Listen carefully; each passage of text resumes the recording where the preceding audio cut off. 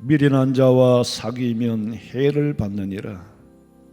재앙은 죄인을 따르고 선한 보응은 의인에게 이르느니라. 선인은 그 산업을 자자손손에게 끼쳐도 죄인의 재물은 의인을 위하여 쌓이느니라. 하나님, 지혜의 근본이신 아버지와 동행하며 살고 싶습니다.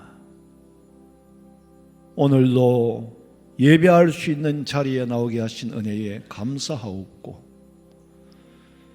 전쟁 가운데 있지 않게 하신 거, 치진 가운데 있지 않게 하신 거, 언제 어느 때까지 일는지는 알 수 없지만 오늘 주어진 이 시간 아버지 앞에 감사하지 아니할 수 없어 감사와 영광을 돌려오니 받아주시고, 지은 죄를 억만가지 가운데 단 하나라도 기억나면 회개하게 해주시고, 정한 마음으로 하나님 앞에 예배할 때에 우리 아버지 하나님 온전히 받아 연락해 주시옵소서. 다시 오실 예수님의 이름으로 기도하옵나이다. 아멘.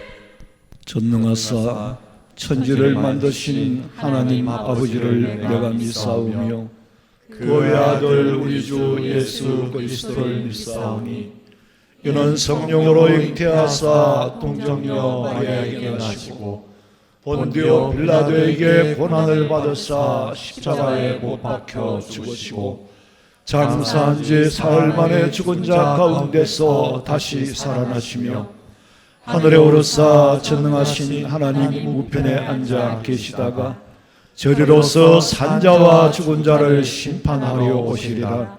성령을 믿사오며 거룩한 공회와 성도가 서로 교통하는 것과 죄를 사하여 주시는 것과 몸이 다시 사는 것과 영원히 사는 것을 믿사옵나이다. 아멘.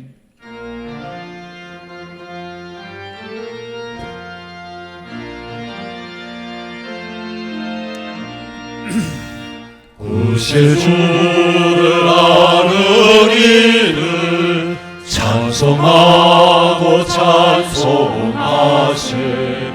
마음과 뜻과 힘 다하여 경배 드리세. 진리 되신 우리 주는 영원토록 변함없네. 성도들아 주를 믿어 길이 섬기세.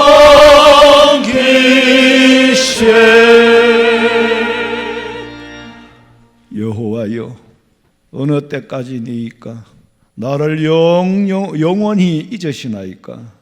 주의 얼굴을 나에게서 어느 때까지 숨기시겠나이까? 나의 영혼이 번민하고 종일토록 마음에 근심하기를 어느 때까지 하오며, 내 원수가 나를 치며 자랑하기를 어느 때까지 하리이까? 여호와 내 하나님이여, 나를 생각하사 응답하시고 나의 눈을 밝히소서.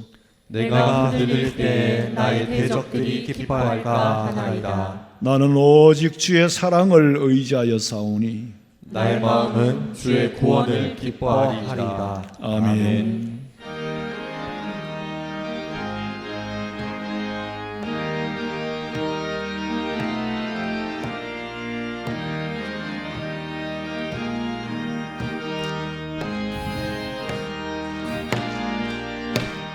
주와 같이 길 가는 것 즐거운 일 아닌가? 우리 주님 걸어가신 발자취를 밟겠네. 한 걸음 한 걸음 주의 예수와 함께 날마다 우리 걸어가리. 어린아이 같은 우리 미련하고 약하나 주의 손에 이끌리어 생명길로 가겠네. 한 걸음 한 걸음 주 예수와 함께 날마다 우리 걸어가리. 꽃이 피는 들판이나 험한 골짜기라도 주가 인도하는 대로 주와 같이 가겠네. 한 걸음 한 걸음 주 예수와 함께 날마다 우리 걸어가리. 옛 선지자 에녹같이 우리들도 천국에 들려 올라갈 때까지 주와 같이 걷겠네. 한 걸음 한 걸음 주 예수와 함께 날마다 우리 걸어가리.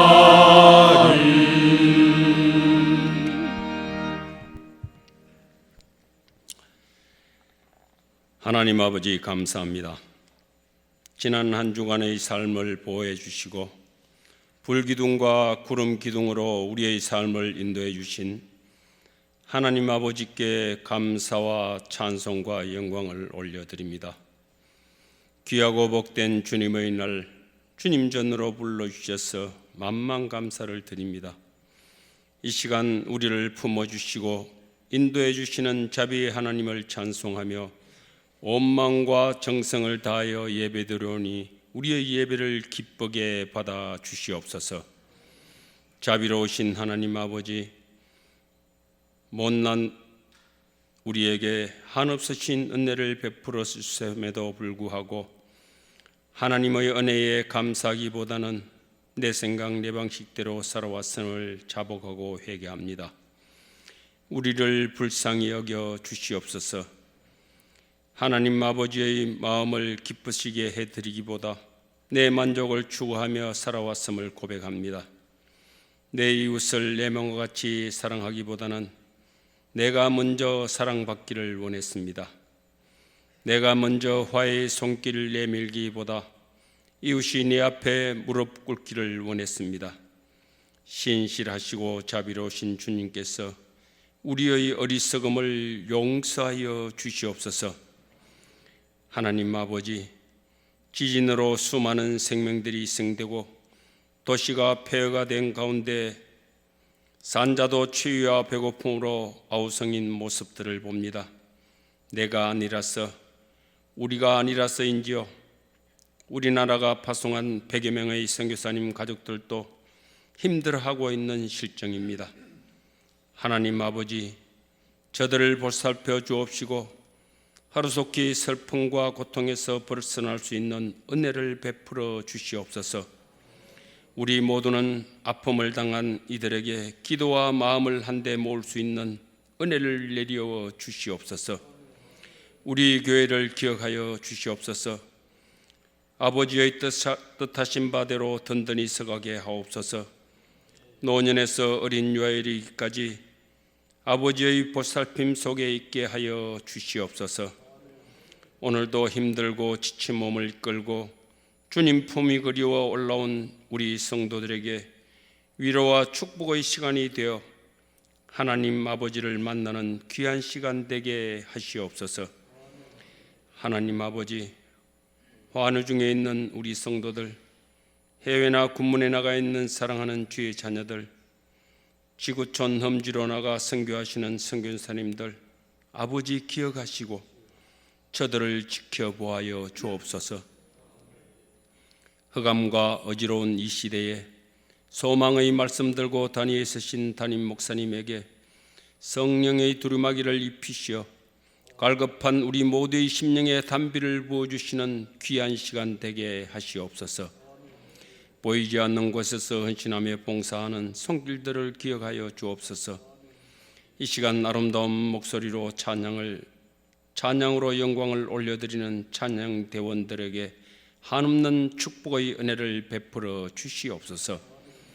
우리를 생명의 길로 인도하신 예수님 이름으로 기도 올리옵나이다.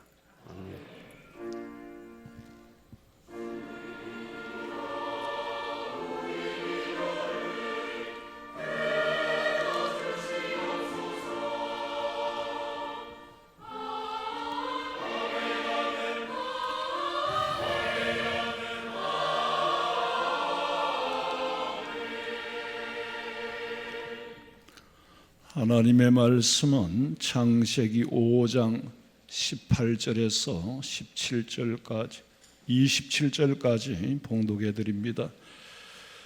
창세기 5장 18절에서 27절 말씀입니다. 야렛은 162세에 에녹을 낳았고 에녹을 낳은 후 800년을 지내며 자녀들을 낳았으며 그는 962세를 살고 죽었더라. 에녹은 65세에 머두셀라를 낳았고 머두셀라를 낳은 후 300년을 하나님과 동행하며 자녀들을 낳았으며 그는 365세를 살았더라. 에녹이 하나님과 동행하더니 하나님이 그를 데려가심으로 세상에 있지 아니하였더라. 머두셀라는 870세에 라멕을 낳았고 라멕을 낳은 후 780년을 지내며 자녀를 낳았으며 그는 969세를 살고 죽었더라. 아멘. 준비하신 예물 드리겠습니다.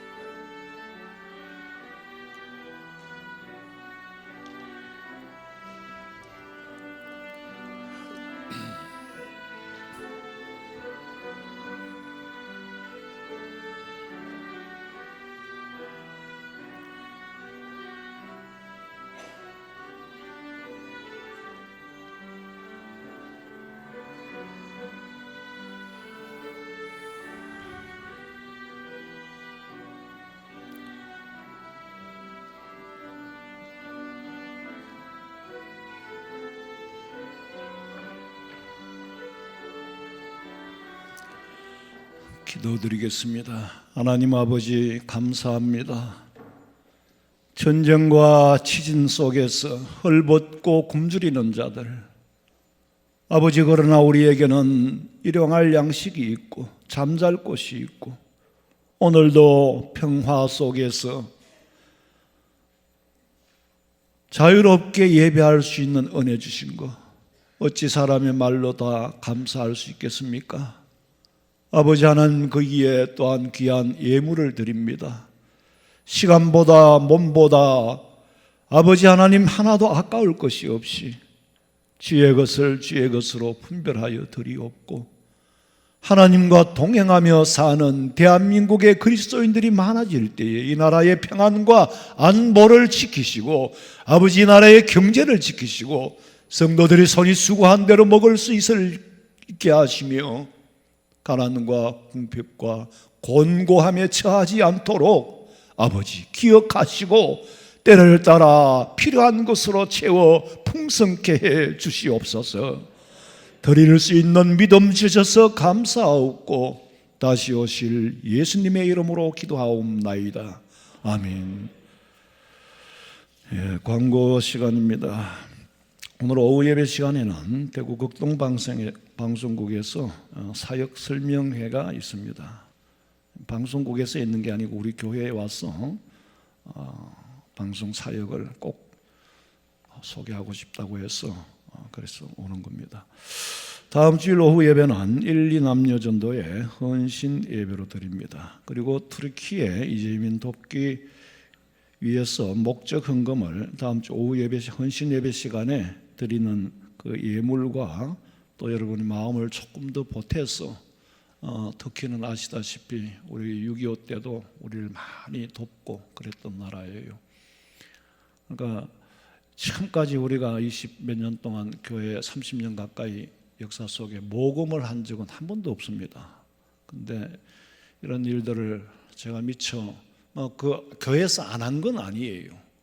교회에서 했지만 모금을 하는 건 처음인데 돈이 없어서 모금을 한다기보다 한 번쯤은 마음을 주는 거 이게 필요하겠다. 그러고 나면 여러분들 얼마나 뿌듯하겠습니까?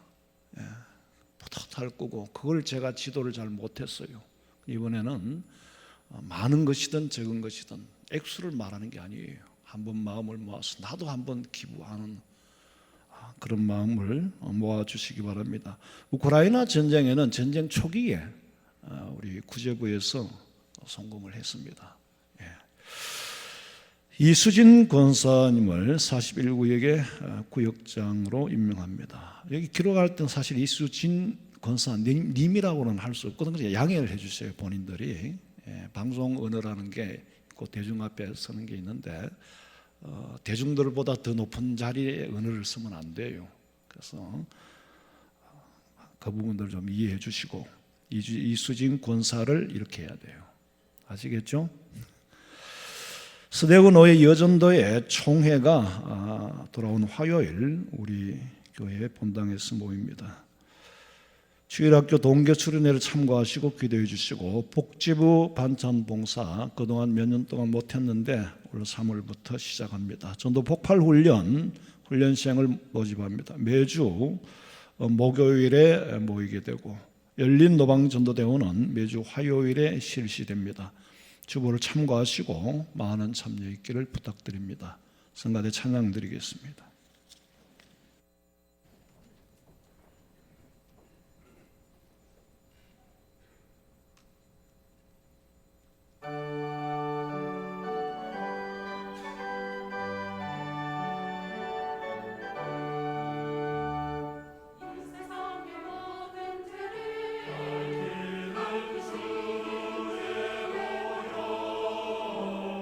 성자의 수를 귀한 비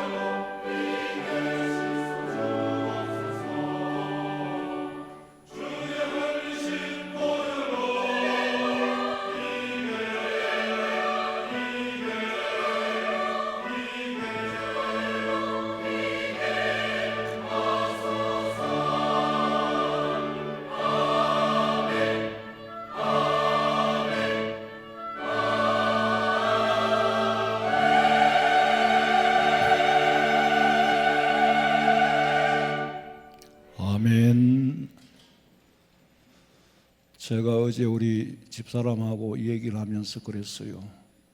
우리가 이렇게 평안하고 이렇게 살 수 있는 것은 오직 하나님의 은혜다. 러시아가 우크라이나를 침공하는 거나 3대째 침공하려고 벼르고 있는 저 김정의. 그런데도 우리가 이 하나님이 나라를 안전을 지켜주시니까 푸틴이라는 사람의 마음 하나가 그 사람 하나의 마음이 삐뚤어지니까 온 세계가 시끄럽잖아요. 김정의 저놈 마음도 하나님이 그래도 붙잡아 줘야 돼. 그래서 우리가 이렇게 사는 거예요.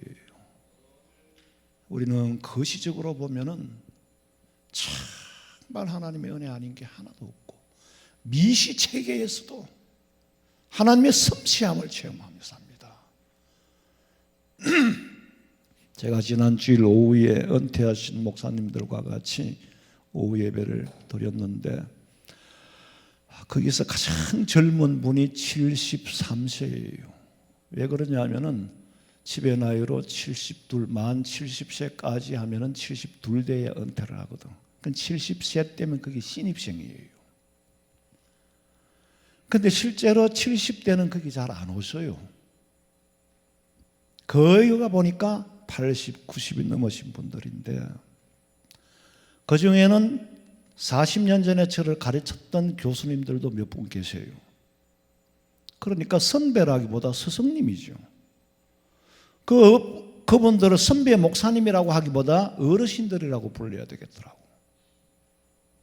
제 기억 장치에는 이 감각 기능 장치가 있잖아요. 그 어르신들이 젊고 아주 활동적이고 열심히 복음 전가하고 가르치는 그 모습에서 정지가 되고 수십 년 동안 떨어져 있다가 뵙고 보니 전혀 알아볼 수 없어요. 아무리 내가 아무개다 해도 제가 못 알아보겠는 거예요. 알아보나 못 알아보나 의미 없이 귀는 귀니까 참 늙으신 모습을 보고 섭섭했어요. 우리 장로님들도 원래 이 정도는 아니었거든요. 50대였어요. 세월이 흐르니까 나이는 어쩔 수 없이 이제 먹어야 되는 거고. 그 어르신들이 젊어서 사역하실 때에 한국교회가 한창 성령 충만하고 은혜 충만하고 말씀 충만하고 부흥하던 시기에 초석을 놓은 분들이 그분들이에요. 산천초목을 붙잡고 기도하고 저희들은 거기에 덩달아서 은혜를 받고 사명을 가지고 일을 시작하게 되는 거고 참 가난하고 어려웠잖아요. 정말 살기 힘든 극한 가난 속에 우리 젊은 사람들은 어디까지 젊다고 해야 될지 모르지만은 가난이 뭔지를 모르는 사람은 젊은 사람이에요. 지금은 가난한 게 아니잖아요. 내가 추리려면은 덜 편리하게 살면 되는 거예요. 가난은 먹을 게 없는 게 가난이에요. 입을 게 없는 게 가난이에요. 우리가 조상적부터 그렇게 잘 살아왔어요? 아니에요. 이 한 세대를 거치면 다 이럴 수도 있어요. 왜? 지키지 못하면 잃는다고. 그러나 우리가 이 나라가 이 기간 동안에도 그래도 하나님 앞에 우리가 하나님이 우리를 쓰시려고 이렇게 이 나라를 지키고 그 가운데 그리스도인들을 보시고 이 나라를 필요로 하신 거예요. 그렇지 않으면 벌써 없애실 수도 있어요. 우리 믿음의 조상들은 부모님들 시대에만 해도 참 극한 가난 속에서도 그래도 믿음만큼은 제가 성경을 연구하면서 보니까 마게도니아 성도들과 별반 다를 것이 없었다. 고린도후서 8장 1절부터 읽어봐요. 형제들아, 하나님께서 마게도냐 교회들에게 주신 은혜를 우리가 너희에게 알리노니 환난의 많은 시련 가운데서 그들의 넘치는 기쁨과 극심한 가난이 그들의 풍성한 연보를 넘치도록 하게 하였느니라. 환난과 시련 가운데서 넘치는 기쁨이라니 이 말이 됩니까? 극심한 가난이 오히려 풍성한 연보를 넘치도록 드리게 하다니 말이 됩니까? 도무지 이해할 수 없는 일이에요. 영리적으로 살았다는 거죠.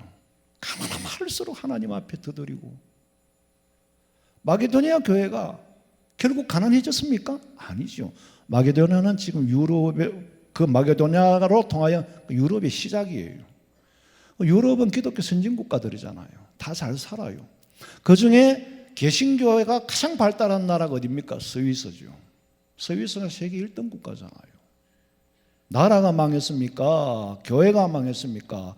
헌금을 드리고 연보를 하고 가정이 망했습니까? 개인이 가난해졌습니까? 아니거든요. 고린도후서 8장 3절에 내가 증언하노니, 바울이 지금 증거하고 있어요. 그들이 예루살렘 교회 성도들, 고린도 교회 성도들 힘대로 할 뿐 아니라 힘에 지나도록 자원하여, 힘에 지나도록 자원하여, 자원하지 않으면 그렇게 못해요. 우리 믿음의 조상들은 그렇게 했어요. 우리보다 더 가난했지만 하나님 앞에 드리는 것은 아깝지 않게 여기고, 저는 그렇게 우리 어머니가 믿음 생활을 그렇게 하시는 걸 제가 보고 자랐어요. 고린도후서 8장 5절에 보니까 우리가 바라던 것뿐만 아니라 그들이 먼저 자신을 주께 드리고, 이 말은 삶 통째로 자신을 주께 드리고 하나님의 뜻을 따라 우리에게 주었도다. 우리 믿음의 선조들 보세요. 일정시대 때 순교의 피를 흘렸고, 6.25 전쟁 때에 공산당에게 순교를 당했고, 그러나 그 순교의 핏방울이 헛되지 않고 열매를 맺어서 도리어 선교의 대국이 되었습니다. 한국교회가 거지된 게 아니잖아요. 우리 믿음의 조상들이 축복의 씨앗을 뿌렸기 때문에 한국교회가 성장하고 부흥하고 교회가 성장함으로 경제가 성장하는 거예요. 여러분 한번 한국사를, 근대사를 한번 잠깐만 되돌아보세요. 교회의 성장과 부흥과 한국의 경제가 어떻게 비례되어서 성장했는지. 고린도전서 16장 17절 내가 스데바나와 부드나도와 아가이고가 온 것을 기뻐하노니 그들이 너희의 부족한 것을 채웠습니다. 그들이 나와 너희 마음을 시원하게 하였으니 그러므로 너희는 이런 사람들을 알아주라. 저는 그 선배 목사님 스승분들을 모셔놓고 거기서 내가 받은 은혜가 있고, 그런 분들이 아니었더라면 지금 우리는 이렇게 있을 수가 없어요. 근데 세월이 흐르니까 연세가 드시고 계단에서 거동이 불편하신 모습을 보면서 제가 인간의 늙음이라는 게 뭘까? 길거리에도 연세 드신 분들이 많이 다니세요. 근데 그분들은 제가 그분들이 젊었을 때 모습을 본 적이 없잖아요. 근데 여기에 계시는 분들은 제가 젊었을 때에, 나는 20대였고 그분들은 40, 50대였는데 그 젊었을 때의 모습을 제가 본 기억이 있잖아요. 근데 지금 보니까 전혀 못 알아볼 정도로 참 늙어 있었어요. 도대체 이 늙음이라는 게 어디서부터 시작됐냐? 인간에게 죽음이라는 것은 아담이 범죄한 이후로 사망이라는 것이 인간에게 선고되었어요. 죽는 것은 틀림이 없어요. 근데 늙음이라는 건 그 이후에, 노아 홍수 이후에 늙음이라는 게 생겼지. 죽는 거는 암만 살아도 죽는 거는 맞아요. 노아 홍수 심판 이전에 살았던 야렛이라는 사람은 몇 살? 162세에 에녹을 낳았는데 초산이 162세에 초산을 했어. 근데 에녹은 65세에 머두셀라를 초산했는데 아버지에 비하면은 훨씬 더 일찍이 아기를 낳은 거죠. 자, 그 나이에 비하면 제가 보았던 그 목사님들은 아직 청춘이라야 맞는 거예요. 그리고 그들은 800년 동안 가임기였어. 800년 동안 자식을 낳았다고 하는데, 다시 정리하자면 인간의 죽음은 아담의 범죄로 통해서 들어왔고 인간의 수명은 급격하게 줄어든 것이 노아 홍수 이후로 기후의 대변화로 인하여서 120년이라고 선고를 받았잖아요. 인간의 정명은 120년이다. 뭐 요새 유튜브에 보니까 200세, 재수 없으면 200세까지 산다는 말도 있더라만 정명을 선고받았어. 그런데 그런데 모세는 120살까지 사는 날 눈이 흐리지 않고 기력이 쇠하지 않더라 그랬는데 실제로 모세 외에는 120세까지 산 사람이 누군지도 모르겠고 120세까지 기력이 쇠하지 않고 눈이 흐리지 않은 사람이 없어요. 800년 동안 자식을 낳고 900살을 넘게 살아도 늙지를 않았는데 성경의 말씀에 하나님 말씀 그대로 모세는 정명을 다하고 살았어요. 근데 정명을 다한 건 120년이니까 120년 사는데 중요한 거는 기력이 쇠하지 않고 눈이 흐리지 않게 살았다는 거예요. 이게 가능할까? 가능했지요. 왜? 홍수 이전의 사람들은 969세를까지 살았다는 말은 그때까지 자식을 낳을 수 있는 가임기의 건강을 유지하다가 죽은 거예요. 그런데 아브라함 시대에 와가지고는 100세라고 그러니까 이미 생물학적으로 생리적으로 너무 늙어버린 거예요. 홍수 이후이니까. 그러니까 100세에 자식을 준다 그러니까 하나님 놀려도 분수가 있지 이게 말이 되는 겁니까? 자신이 안 믿었어요. 왜? 내 몸을 내가 다 제일 잘 알아. 사라는 자기 몸을 자기가 제일 잘 알아. 그런데 하나님이 주신다고? 창세기 18장 11절. 아브라함과 사라는 나이가 많아 늙었고 사라에게는 여성의 생리가 끊어졌는지라. 사라가 속으로 웃고 이르되 내가 노쇠하였고 내 주인도 늙었으니 내게 무슨 즐거움이 있으리요. 아브라함 시대에 와서는 본인이 늙었다고 해요. 지금 홍수 이전에는 늙었다는 말을 이 나이가 뭐 늙었어요. 지금 애를 아직 초산도 안 한 때인데 사라 스스로가 인정을 하고 불가능하다는 생각을 가졌는데 사라뿐만이 아니라 그 당시에 그런 생각은 보편적인 생각이었어요. 그리고 창세기 25장에도 보면 아브라함이 나이가 높고 늙어서 기운이 다하여 그랬어. 기운이 다하여 자기 열조에게로 돌아갔더라. 아브라함의 죽음의 과정은 돌아갔더라. 창세기 5장 18절에 보니까 야렛은 162세에 에녹을 낳았다. 초산이요. 에녹을 낳은 후에 몇 년? 800년을 지나며 자녀를 낳았고 20절에 보니까 그는 962세를 살고 죽었더라. 그 다음에 이 말은 죽는 날까지 자손을 낳을 만큼 오래오래 늙지 않고 살았다는 말. 늙음이라는 말이 없습니다. 그전에는.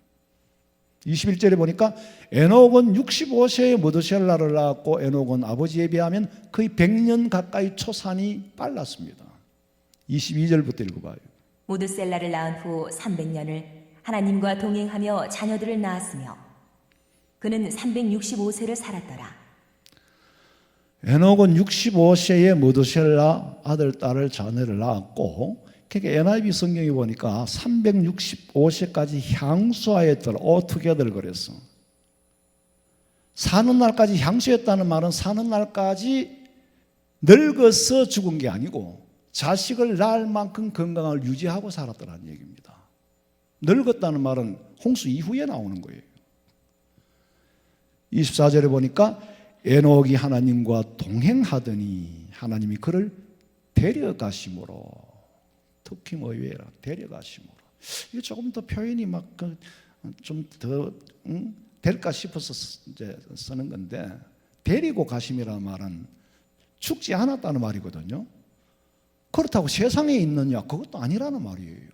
죽지도 않고 세상에 있지도 않고. 히브리서 11장 5절 봐. 믿음으로 에녹은 죽음을 보지 않고 옮겨졌으니 하나님이 그를 옮기심으로 다시 보이지 아니하였느니라.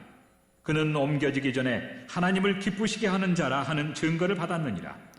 죽은 것도 아니고 성천한 것도 아니고 옮겨갔다는 말. 죽음이라는 과정을 거치지 않고 하나님이 옮기셨다. 데려가셨다. 도대체 희한한 일이죠. 자, 홍수 이전에는 번식기였기 때문에 아버지가 아들을 낳고 그 아들이 또 자식을 낳고 정조 할아버지, 고조 할아버지, 고고조 할아버지하고 후손하고 같이 아이를 막 낳는 거야. 기하급수로 인구가 늘어났지요. 천문학적인 숫자로 늘어나는 겁니다. 그거는 성경이 그러니까 이해가 되는데 지금 오늘 성경은 인간의 수명이 얼마나 살았다라는 걸 증명하기 위해서 기록된 말씀이 아닙니다. 수명이라는 건 결국은 뭘 전제합니까? 죽음을 전제하는 거잖아요. 죽음을 전제했기 때문에 수명이라는 말이 나오는데 누가 얼마나 오래 살았는지 일찍이 죽었는지 의미가 없어요. 뒤에는 죽음이라는 게 따라왔기 때문에. 수명을 말하자면 고대 근동지방의 그 문헌들에 의하면은 수메르 왕조의 그 명단을 보면은 이 성경의 기록보다 훨씬 더 오래 살았다는 기록들이 있는데 저는 참고로 알고 있지만은 여러분들한테는 별로 이게 뭐 그냥 추측이니까 별로 도움 안 되니까 안 하겠어요. 어쨌거나 뭐 그랬을 수도 있어요. 중요한 것은 에녹이 하나님과 동행했다는 사실과 옮겨졌다는 사실, 그게 중요한 거예요. 천사를 살아도 수명이 있으면 의미가 없어요. 수명이라는 게 있다는 것은 죽음을 전제하고 하는 말이라니까. 욥기서 1장 21절.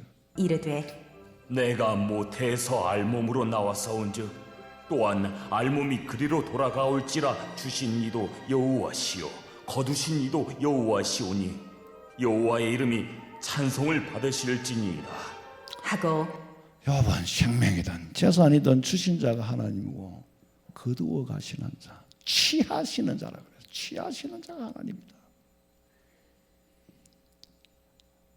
22절에 보니까 나를 지으시니가 속히 나를 데려가심으로 NIV 성경에 보면 나를 취하시리로다. 하나님께서 나를 그 품에, 내가 하나님 품에 취해버리는 거예요. 하나님이 나를 취해 주는 거예요. 그 품에 안기는 거예요. 그 상태가 여러분 한번 생각해요. 하나님의 품에 안겼다. 베드로와 요한과 야고보와 헤르몬 산에서 보고 여기서 살자 그랬죠. 사람의 말로 어떻게 표현을 할까? It was fantastic. I did so much. 난 그게 너무 환상적이었다. 뭐 그 이상 더 표현을 할 길이 없을 거예요 아마. 그런데 하나님에게 취한 것도 인간의 표현으로 할 수 있을까 말로? 사람의 말로 형용할 수 없는 일들이 엄청나게 많지요. 성경에 보면은 누구는 누구를 낳았고 몇 년 동안 살다가 몇 살에 죽었더라, 아니면은 그 열조에게 돌아갔더라. 죽음이란 말 대신에 누구는 누구의 조상이 되었더라. 여러 가지로 표현합니다. 그런데 특별히 에녹은 뭐라 그래요? 옮겨졌다. 데려갔다. 죽음을 보지 않고 옮겨진 이유는 성경에는 하나님을 기쁘시게 했다는 기록 외에는 없습니다. 어디를 옮겼는지 그 후에는 에녹을 본 사람도 없고 이 땅에 있다 없다 죽었다 살았다 논쟁할 근거를 남기지 않았어요. 여러분 여기서 부활하신 예수님의 모습을 한번 생각해 봐요. 때로는 예수님이 보이는 몸으로, 때로는 볼 수 없는 몸으로 시간과 공간을 초월해서 엠마오로 가던 제자들에게 불쑥 나타났다가 벌써 사라졌다가 누가복음 24장 15절. 그들이 서로 이야기하며 문의할 때에 예수께서 가까이 이르러 그들과 동행하시나 그들의 눈이 가리어져서 그인 줄 알아보지 못하거늘. 그들의 눈이 가리워져서 예수님을 못 알아봤다 그랬어요. 영안이 어두우니까. 30절. 그들과 함께 음식 잡수실 때에 떡을 가지사 축사하시고 떼어 그들에게 주시니 그들의 눈이 밝아져 그인 줄 알아보더니 예수는 그들에게 보이지 아니하시는지라. 참 이 시차가 웃기잖아요. 그들의 눈이 밝아져 그인 줄 예수님들 알아보더니 예수는 보이지 않더라. 그 순간 시간이 텔레비전 화면 바뀌는 순간보다 자고 인간의 생각으로는 아톰이라는 말 여러분 아시잖아요. 더 이상 쪼갤 수 없는 0.0000000초 더 이상 헤아릴 수 없는 그렇게밖에는 표현을 할 수가 없어요. 아톰이라는 거지. 그리고 바울이 길을 갈 때에 성령의 조명과 함께 예수님의 음성을 들었습니다. 귀로 들었다면 바울과 같이 가던 사람도 들어야 되잖아요. 다른 사람은 못 들었다는 거죠. 바울 혼자만 들었다는 거예요. 사도행전 22장 6절.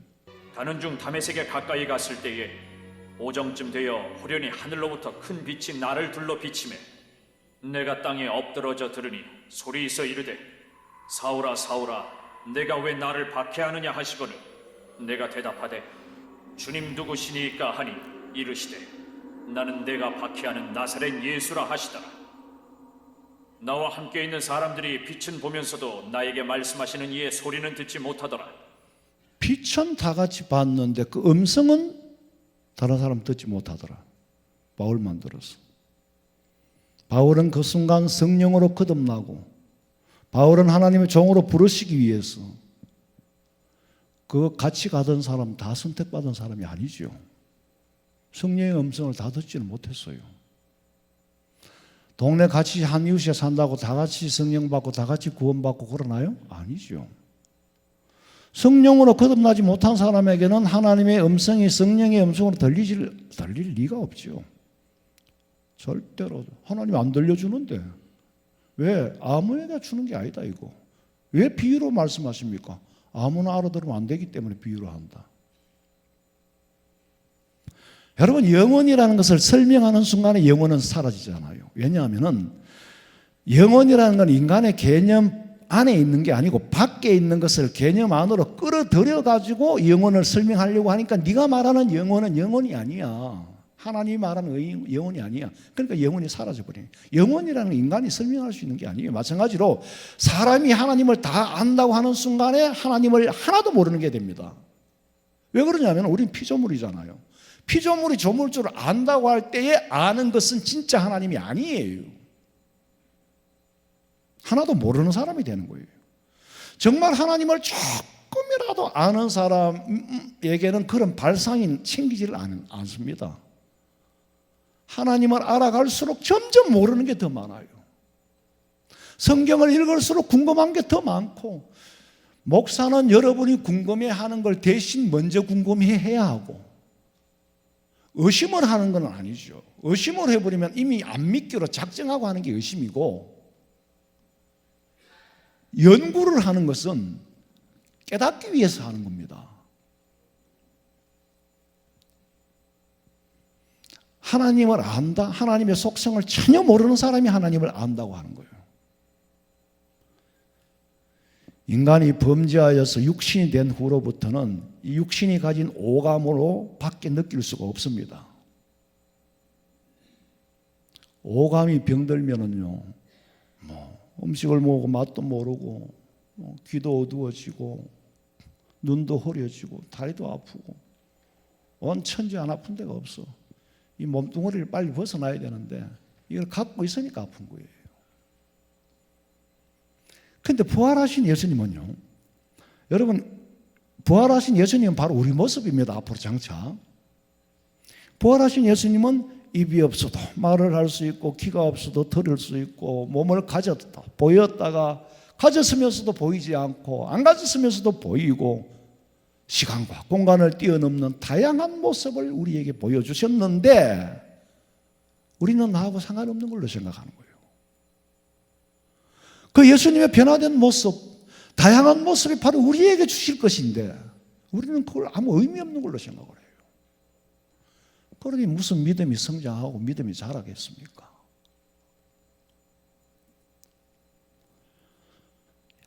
여러분, 제가 지난주에도 말씀드렸지만 세상 사람들이 아는 거 우리도 다 알아요. 그런데 우리가 아는 거 세상 사람들이 안다 모른다? 모릅니다. 우리에게만 비밀, 신비, 이 비밀을 가르쳐 줌에도 불구하고 그 비밀이 귀한 줄을 몰라요. 그러니까 믿음이 자랄 수가 없는 거죠. 맨날 돌자갈밭에 뿌리는 거예요, 씨앗을. 맨날 길바닥에 뿌려. 목사가 죽도록 씨앗을, 종자를 연구해가 던져도 안 자라는 거야. 성령의 은혜 체험이 없기 때문에. 성령의 음성을 들어야 돼. 영안이 떠여져야 돼. 이런 신의 하나님의 비밀을 우리에게는 다 보여주잖아요. 고린도전서 13장 12절. 우리가 지금은 거울로 보는 것 같이 희미하나 그때는 얼굴과 얼굴을 대하여 볼 것이요 지금은 내가 부분적으로 아나 그때는 주께서 나를 아신 것 같이 내가 온전히 알리라. 저는 성경을 읽으면서 우리가 지금은 거울로 보는 것 같이 희미하나, 여기에 딱 걸리는 거예요. 제가 이 세상에 태어난 이후로 거울이라는 것은 내 생긴 그대로 보입니다. 정확하게 보여요. 그런데 거울과 같이 희미하나? 그때에는 예수님 재림한 그날 그 천국에 가서는 얼굴과 얼굴을 대하여 볼 것이요. 도무지 이해가 안 돼요. 근데 계속 이해가 안 됐지만은 하나님이 그렇게 말씀을 하시니까 그런가 보다 그랬는데, 이스라엘에 가면은 이스라엘 박물관에 청동구리 거울이 있어요. 예수님 당시에 쓰던 그 청동구리 거울은 지금 서된보다도 더 희미해요. 거울은 거울이라고 하지만, 그러니까 이 말씀이 그 당시에 기록이 됐기 때문에 그 당시의 문화를 아는 게 성경신학이죠. 그래서 내가 이제야 거울로 보는 것이 희미하나라는 말씀을 깨닫게 된 거예요. 그 당시에 거울을 볼 때. 그러나 지금은 거울이 얼마나 발전했습니까?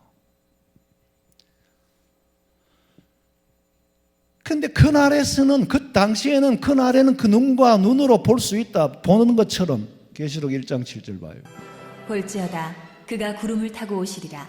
각 사람의 눈이 그를 보겠고 그를 찌른 자들도 볼 것이요 땅에 있는 모든 족속이 그로 말미암아 애곡하리니 그러하리라. 아멘. 그전에는 희미하게 보였지만 주님 오시는 날은 눈과 눈이 마주치는 것처럼 그를 찌른 자도 볼 것이고 다 본다는 거예요. 우리가 아는 것은 성경에 기록된 것 이상 이하도 모릅니다.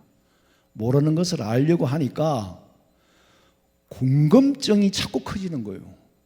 궁금증이 커지는 것은 나중에는 의심을 불러일으켜요.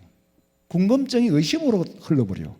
성령의 역사, 성령이 인도하는 사람은 궁금증이 연구를 하게 되는 건데, 하나님의 비밀을 알고 싶고, 그런데 성령이 역사하지 않는 사람은 궁금증이 어디로 발전하느냐? 의심으로 발전해버려요. 그럼 결국에는 불신앙에 이르게 되는 거지. 믿음이란 성령으로 거듭난 사람에게 주신 하나님의 뭐요? 선물이다. 에베소서 2장 8절에 너희는 그 은혜, 만 가지 은혜가 있지만 그 은혜라는 정관사를 써서, 그 은혜는 하나님이 주시는 구원, 하나님이 주시는 믿음의 그 은혜는 네가 잘나서 만든 것도 아니고, 네가 선택한 것도 아니고, 네게서 난 것도 아니고, 뭐라고? 하나님이 주신 선물이다. 은혜라는 것은 값이 아니고 대가가 아니에요. 오직 사랑에서 나온 은혜. 내가 은혜로, 우리 성도들이 저한테 물을 하나 들고 와가지고, 목사님 이거 받으세요. 이거 웬거요? 내가 받을 자격도 없는데, 제가 목사님 사랑하기 때문에 드립니다. 그럼 사랑으로 받아들이면 되는데, 내가 받아야 될 이유가 없는데 왜 줍니까? 왜 줍니까? 그 왜 준다고 대답을 하면은 그럼 은혜가 아니잖아요. 은혜에는 답이 없습니다. 은혜로 줬는데 답이 있으면 그건 조건이지. 알고 보니 그래서 주는 거구나. 그건 조건이 되어버린다니까. 하나님께서 우리에게 주시는 건 뭐요? 은혜예요. 그 크신 하나님의 사랑, 그 크신 하나님의 사랑 말로 다 못하네. 오늘 이 자리에 앉아서 예배 드리는 것도 하나님의 그 크신 사랑이에요. 그 크신 하나님의 사랑 말로 다 형용 못하네. 저 높은 별을 넘어 이나오나 전 땅에 죄범한 영혼 구하려 그 아들 보내사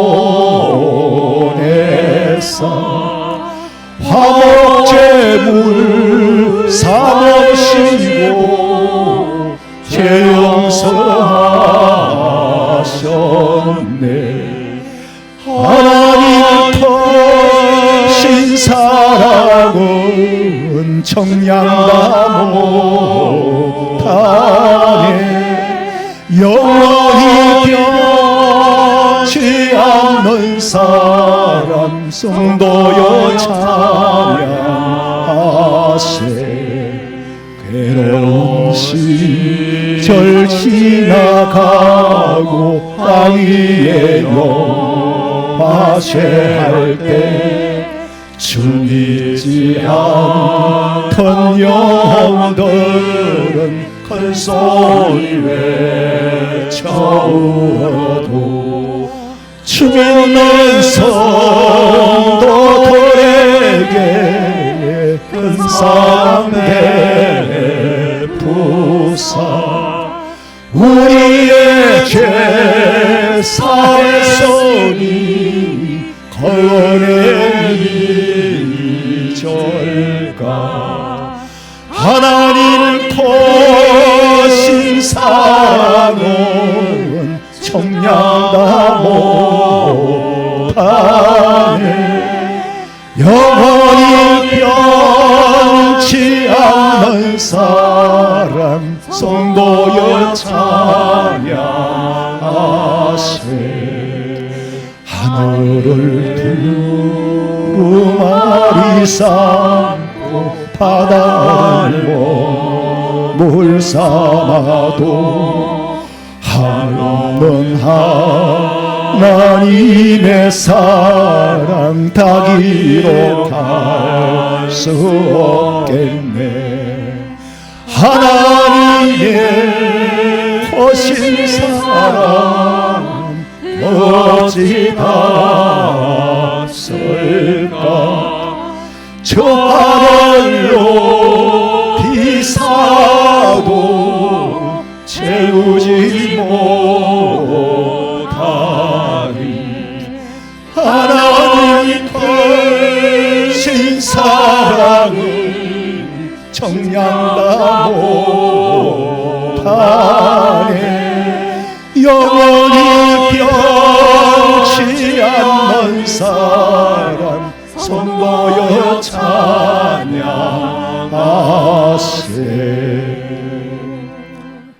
여러분 찬양할 수 있을 때 찬양하세요. 제 친구가 그러더라. 예수 안 믿는 친구한테 제가 이걸 요새는 안 보내도 이제 저절로 봐요. 우리는 구독자는 그런 거는 구독 누름부터 눌러도 아무 의미가 없어요. 안 올라가는데 화원성민 교회만 치면 유튜브에 그냥 다 나와요. 안 믿는 친구가 그전에 내가 늘 보냈는데 너는 니하고 친구니까 니하고 찬양대하고 반주자하고 성도들하고 사중창을 하더라 그래. 근데 여기 앞에하고 뒤에하고 사실 시간 차이 약간 납니다. 뒤에 앉으면 우리 집사람 맨날 그래요. 당신 찬송 느리게 한다고. 뒤에 있으면 맨날 느린 거지. 근데 제가 그 목사님들 그 예배에 참석을 하는데 어느 사모님이 특송을 하겠대. 특송을 하는데 또 사모님이 반주를 해요. 하는데 처음부터 끝까지 따라가는 거예요.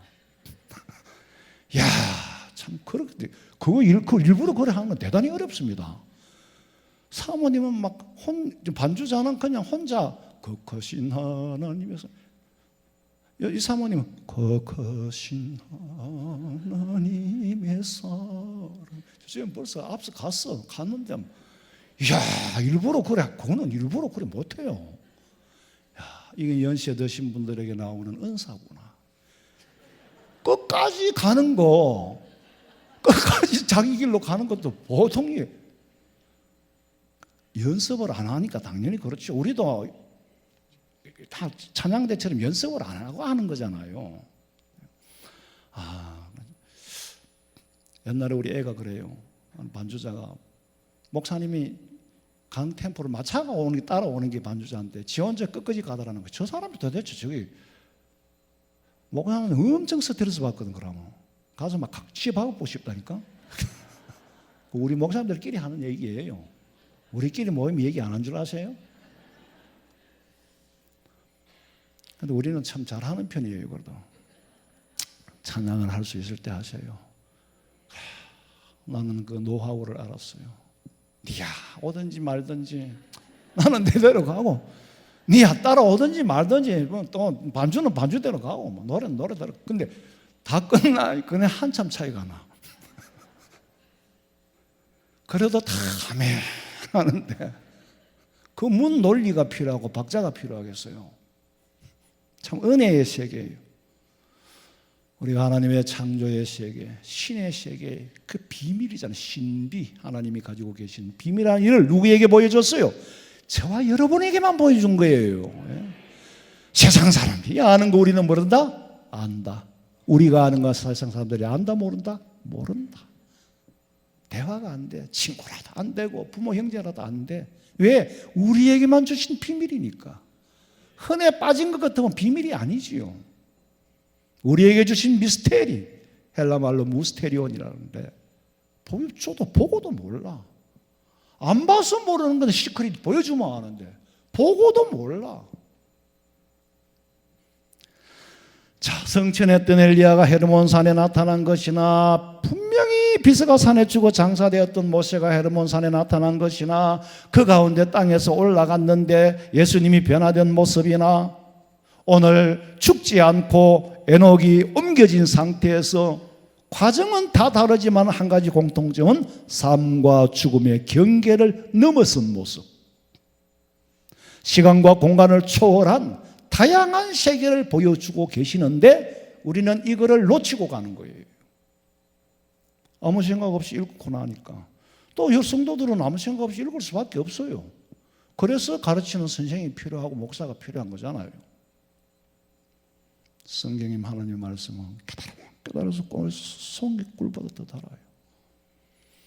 제가 아침에 출근하면 딱 책상에 앉으면은 점심때까지 화장실에 갈까 말까 계속 여러 가지 책들을 뒤져서 근데 내가 원하는 답이 안 나올 때가 있어요. 근데 기도하지 그 앉아가 하나님이 신기하게 깨닫게 해주시더라고. 신기하게 깨닫게 해주셔. 제가 살면서요, 우리 집사람은 어제 저녁 먹으면서 그랬어요. 참 돌아보니 너무너무 감사하고, 참 지금 우리가 터키에 안 살고 우크라이나에 안 사는 것만도 얼마나 감사하냐. 여기 앉아가 반산 투정할 수 있겠냐. 뜨신 방에 자는 것만 해도 감사해야지. 근데 돌아보니까 하나님이 나를 주의 종으로 부를 때도 분명히 하나님의 음성이 있었고 성령의 음성이 있었어요. 그리고 이따금씩 필요할 때마다 기둥을 세우는 거예요. 성령의 음성으로 기둥으로 세우는 거예요. 여기서 다음 기둥까지는 그냥 고생은 하지만은 기둥이 있기 때문에 그 기둥까지 가는 겁니다. 그 기둥에서 또 하나님이 성령의 음성을 들려주시는 거예요. 이게 너무나도 분명하고 거역할 수 없는, 그래서 여기까지 온 거지 내가 목사가 하고 싶어 잠이 와 여기까지 온 게 아니에요. 그만두고 싶은 생각을 12번도 더 들어도 네 기분으로 네 상황으로 그만둘 수 있는 게 아니다. 사람 생명도 하나님이 주관하는 거고 사역도 하나님이 하시는 거지 내가 하는 게 아니에요. 근데 그 성령의 부르심을 듣고 나면은 거기 매여서 어떻게 딴 생각할 여지가 없죠. 제가 신학교 가겠다고 또 목사 되겠다고 하는 추천서 받으러 오는 청년들한테 그래서 너 한 해 빨리 되고 늦게 되는 거 중요하지 않으니까 기도해봐. 확실하게 하나님 앞에 소명이 있어야 된다. 우리가 다 하나님 앞에 부름 받았지만은 목회자가 되려고 그러면 목회자로서의 소명이 있어야 된다. 분명히 너는 내 것이니 네가 분명히 복음을 전해야 된다는 소명 없으면 안 된다. 내 열심만 가지고 안 돼. 열심은 식을 수 있거든. 내 의지 아니야. 베드로도 의지가 무너졌어. 내가 도망칠래 도망칠 수 없을 만큼의 확실한 부르심 소명이 있어야 된다. 군대 누가 가고 싶어 가나요? 오늘도 기도받은 청년이 있는데 군대 오라 하니까 가는 거요. 소명이 있어서 가는 거지 가고 싶어 가는 게 아니라니까. 그리고 어떤 녀석은 목사 후보생 고시친다고 다 해줬는데 오지도 않아. 어떤 사람은 한 달 만에 빠꾸 하고 6개월 만에 빠꾸 해. 정말 부르심의 확신이 그건 부르심이 아니었다는 거지. 자기 열심히 부르심인 줄로 착각을 해요. 여러분, 우리는 성령의 음성을 들으면 이게 어디까지 연결됩니까? 예수님과 날마다 가까워져 가는 거예요. 성경을 읽을 때에 꿀송이보다 더 단 거예요. 그 예수님의 모습이 내 부활이 네 부활이니까. 예? 우리가 예수를 믿는다는 것은 거시적인 세계에서는 900년을 살아도 1000년이 하루 같고 하루가 1000년 같다 그랬으니까 이 땅에 사는 건 의미가 없어요. 나는 맨날 하나님이 빨리 좀 데려갔으면 좋겠다. 여보, 당신은, 여보는 안 캐봤지. 당신은 이 세상에 그래 살고 싶나? 그러니까 누가 살고 싶어 살아요. 사는 날 동안 즐겁게 살아야 안 돼요. 나는 즐겁게 사는 것도 죄책감을 느낀다. 내가 즐겁게 살아야 될 자격이 없는 사람이다. 내보고 병자라 그래요. 그건 좀 심하기는 심한 것 같아요. 그런 게. 여러분은 기쁘게 사세요. 기쁘게 사는 게 막 웃고 사는 것만이 기쁜 게 아니고 근본이 기뻐야 돼. 남이 웃겨서 웃는 거 그거는 웃겨서 웃는 거고, 웃겨서 웃는 게 기쁘게 사는 게 아니요. 시련과 연단 속에서도 소망이 있어 기쁜 거, 그게 기쁨이에요. 에녹이 하나님과 동행했다. 나도 하나님과 동행하고 싶은데 동행이 뭡니까? 서울 갈 사람하고 부산 갈 사람하고 동행할 수 없어요. 하나님이 주시는 양심의 소리를 듣고 하나님이 기뻐하시는 일은 나도 기쁘고 하나님이 싫어하는 일은 나도 싫어져야 되고, 그래야 동행하지. 짜장면 짬뽕만 달라도 동행할 수가 없어요. 주님의 품에 취해졌어. 그게 그 품에 안겼어. 주님이 하시는 일은 내가 너무 기쁜 거야. 내가 하자 할 게 없어. 주님이 하시는 일이 하나 기분 나쁘고 싫어. 그건 동행을 못해요. 그럼 너 혼자 가. 야, 에녹은 하나님과 동행하더니, 하나님을 기쁘시게 하더니, 동행하더니 하나님이 옮겨갔더라. 데려갔더라. 땅에 있는 것도 아니고 없는 것도 아니고 어디로 갔을까?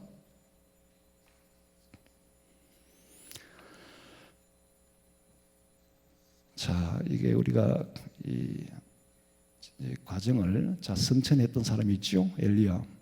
그 다음에 부활하신 몸, 부활의 몸으로 죽은 모세, 에녹과 같이 데려감. 하나님과 동행하지 않은 사람은 데려감에도 속하지 못하고 성천에도 속하지 못하고 부활에도 속하지 못해. 우리 화원성명교회 성도들은 성령으로 거듭나야 돼. 말씀을 들을 때, 하나님의 말씀, 설교 말씀을 들을 때에 가르침으로 받아야지. 거듭나지 못한 사람은 설명으로 들려요. 그 말은 목사님이 믿어달라고 애원을 하는구나. 성경은 한 번도 하나님께서 믿어달라고 애원하라고 말씀하신 적이 없어요. 있는 그대로를 선포하는 거지. 제발 좀 믿어주세요, 믿어주세요. 애원하며 매달리라는 게 아니에요. 선포만 하면 되는 거야, 너는. 그리고 하나님이 좀 믿어달라고 부탁하는 분도 아니에요. 성령으로 거듭난 사람은 하나님의 말씀이 베레아 사람들과 같이 더 신사적이어서 믿었고, 거듭나지 못한 사람은 믿어달라고 애원을 하는구나, 믿어달라고 설명을 하고 있구나. 어쩔 수 없지 뭐. 그러니까 그 궁금증, 의심 때문에 믿음의 뿌리가 내리지를 않아요. 근데 믿음의 뿌리는요, 이성도 작동을 못하고 생각할 여유가 없을 때 내리는 거예요. 어떤 때 그래요? 환난과 시련과 역경 속에, 고난 속에 있을 때는요, 자기가 찾아오는데 뭐, 자기가 찾아와서 매달리고 할 때는 무슨 말씀이든지 아멘 받아들이는데, 배가 부르고 아무런 고통이, 어려움이 없는 사람은요, 아유, 몇 시야 지금? 20분에 또 몇 분 또 할지 모르겠네. 그런 사람한테는 절대로 이게 길가에 뿌려진, 돌밭에 뿌려진 복음밖에 안 돼. 내가 아무리 종자를 계량해가 뿌려도 안 된다니까. 병원에 죽을 똥 살똥 하는 사람한테 가서 복음 전하면은 그 시기가 황금 봄이야. 시련과 연단을 안 당한 사람이 하나님의 말씀을 아멘으로 받아들여요?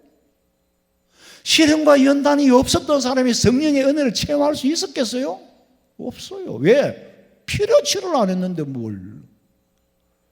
필요 치료를 안 했는데 뭐, 왜 성령이 찾아와, 야, 내가 왔어. 그러는 분은 아니거든요. 왜 연단과, 시편에 보세요. 연단과 고난과 괴로움이, 다윗의 믿음이 어디서 자랐습니까? 그러니까 예수 믿는 우리에게는, 이 자리에 계신 분도요, 한 사람도 겉으로는 다 평안해 보여도, 다 멀쩡해 보여도 하나도 병 없는 사람 손 들어봐. 걱정 하나도 없는 사람 손 들어봐.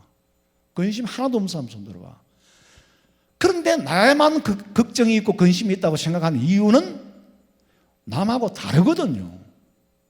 다를 뿐이지, 나하고 동기들이 많으면 괜찮겠는데 내가 가지고 있는 걱정, 근심은 다른 사람 없어. 동기가 없다니까? 그러니까 왜 하필 내게 이런 일이? 왜 하필 내게 이런 일이 일어나느냐? 저 사람은 저 사람대로 왜 하필 내게 이런 일이 일어나느냐? 다 천태만상의 모습으로 제 각기 고난은요, 동기가 없어요. 고난에 동기를 주면은 저것끼리 위로하고 안 되니까 고난에는 동기가 없다는 걸 알아야 돼요.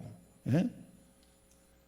결국에는 내 혼자의 문제예요. 내하고 하나님 앞에서 문제지 도울 자도 없어요. 돈으로 힘으로 도울 자 없는 고민을 해본 적이 있습니까? 그런 괴로움과 고통에 빠져본 적이 있습니까? 그때에 비로소 성령 음성을 듣고 은혜를 받게 되는 거예요. 고난당하는 것이 내게 유익이라. 다윗의 신앙 고백이에요. 오래 안 할 테니까 다 됐어. 이제 한 2초 남았어. 누가복음 17장 34절. 내가 너희에게 이르노니 그 밤에 둘이 한 자리에 누워 있음에 하나는 데려감을 얻고 하나는 버려둠을 당할 것이요 두 여자가 함께 맷돌을 갈고 있음에 하나는 데려감을 얻고 하나는 버려둠을 당할 것이니라. 아니, 예수 믿는 사람의 천당 가는 과정이 왜 이렇게 다를까? 뭐 데려가고 성천하고 뭐 부활하고 하나님 앞에 가는 과정의 다양성을 보여주는 이유는 예수 믿는 우리에게 하나님의 비밀한 신비의 세계로 인도해 가기 위해서. 나는 하나님 앞에 가는 과정이 그렇게 다양한 줄 몰랐어. 여러분이 뭐 죽는 모습들이 다 같나요? 그렇지 않죠. 다만 우리 헌성명교회 성도들은 하나님을 기쁘시게 하고 주님과 동행해서 에녹과 같이 데려감을 당하시고 천국으로 옮겨지시기를 주님의 이름으로 축원합니다. 살아계신 하나님 아버지, 에녹과 같이 하나님과 동행하는 삶을 살기 위하여 성령 충만이 받아야 하는데 육신의 정욕으로 쫓아 하나님과 동행하며 살 수가 없는 이런 모습이 우리의 현 주소가 아닙니까? 아버지 보고 계시고 알고 계시니 부디 내 마음속에 성령 하나님께서 주관하시고 내가 하나님과 동행하지 못하고 떨어지는 육신의 쾌락을 쫓아 정욕을 쫓아 좋아하며 사는 자가 되지 않게 하여 주시옵소서. 세상 얼마나 아버지여 길지 않습니다. 저희들이 그 정도는 알고 있사오니 이 광야 기간에 하나님을 기쁘시게 하고 하나님을 즐겁게 하고 하나님이 좋아하는 걸 좋아하고 하나님이 싫어하는 걸 함께 싫어할 수 있도록 성령과 일치하여 성령 하나님이 내 마음을 주관하여 주시옵소서. 다시 오실 예수님의 이름으로 기도하옵나이다. 아멘.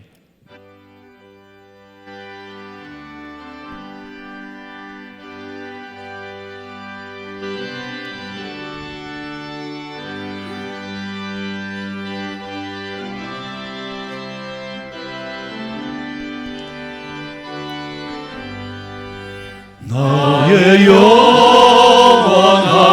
주여 생명보다 귀하다. 나의 갈 길 다가도록 나와 동행하소서. 주께로 가까이 주께로 나의 갈 길 다가도록 나와 동행하소서. 세상 보기 아니함과 모든 명예 버리고 험한 길을 가는 동안 나와 동행하소서. 주께로 가까이 주께로 가오니 나의 갈 길 다가도록 나와 동행하소서. 어두운 곳 나가며 험한 바다 건너서 천국문에 이르도록 나와 동행하소서. 주께로 가리 주께로 가오니 나의 갈 길 다가도록 나와 동행하소서.